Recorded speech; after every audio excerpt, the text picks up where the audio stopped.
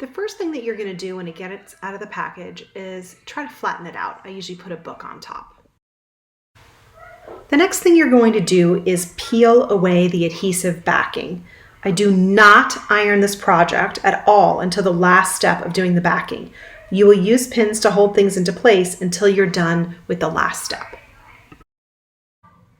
So for this one, I chose the red for the letters. And so I started by using this very large piece of red behind, and I'm going to cut away anything I don't need.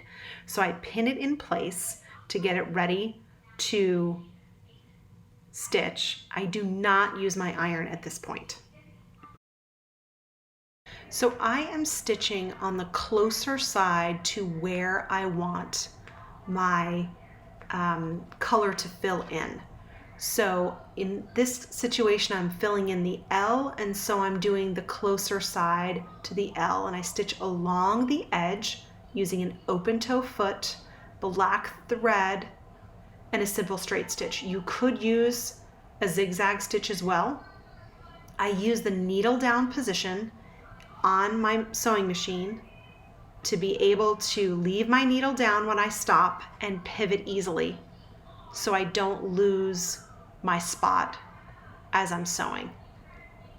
So just make sure you leave your needle down as you're turning, and then I simply shift each time and go around each shape that I want the red to be in between. Once I'm done stitching, I can flip it over and see that I filled in everything on the pattern that I wanted to outline.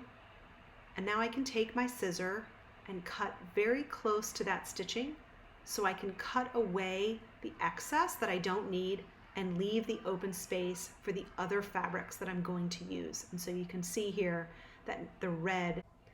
So then I take my next fabric and start filling in the other areas. In this case, I was using a green for some of the open window panes.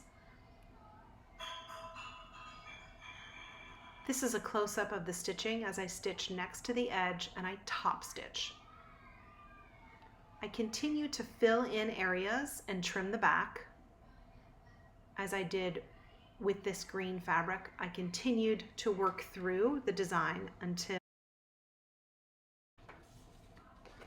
To be sure about how I wanted to complete the project, I tested out some different background options to see which one I liked the best. I ended up liking this plain white, but wanted to add some other accents. So I chose another white on white fabric to add some other accents. And as you can see here, I used a strip and did several at one time. Now that I only have the background fabric left, it fills in all of the little areas. I can iron my entire project onto my background fabric in one step.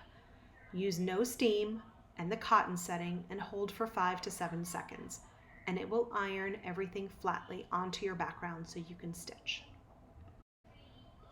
Stitch around the rest of your project to ensure that each piece is secure onto the background.